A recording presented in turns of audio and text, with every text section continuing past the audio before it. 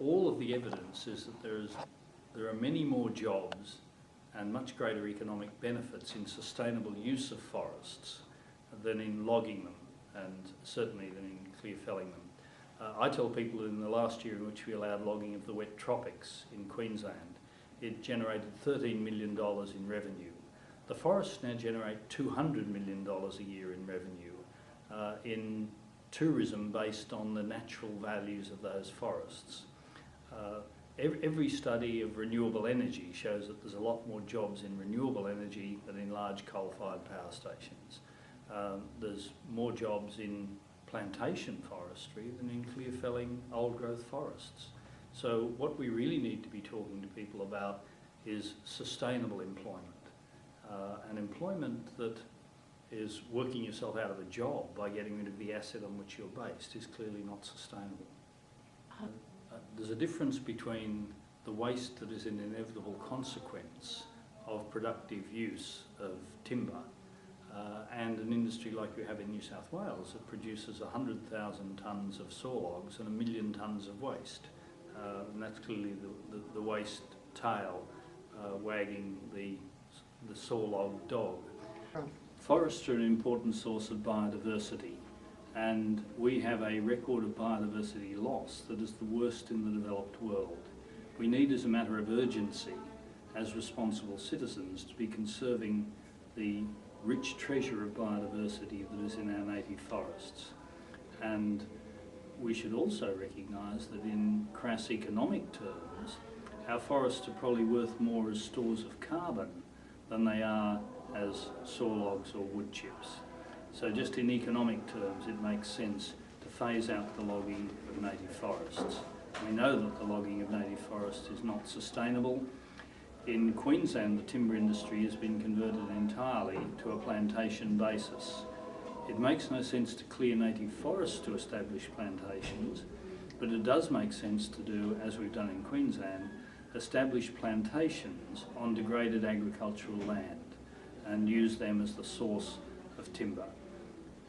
It's sensible to see timber as a building material and as the raw material for furnishings. It's much less carbon intensive than concrete and steel and aluminium. But the timber needs to be produced sustainably, and it needs to be produced in ways that don't degrade our biodiversity. And that's why it's important to move the timber industry to a plantation basis.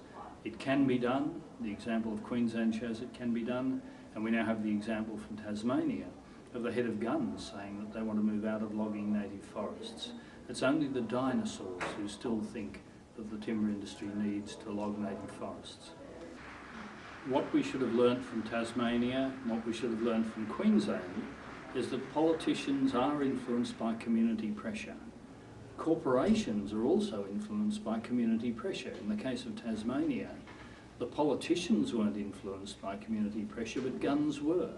Guns are a commercial organisation. They want to stay in business, they want to make a profit. And those of us who want to protect native forests succeeded in influencing people who might have financed guns, people like ANZ Bank, people like potential partners both here and overseas, so that there was commercial pressure on them to remove the dinosaur managers and dinosaur directors and bring in people who were part of the 21st century to establish partnerships with the community.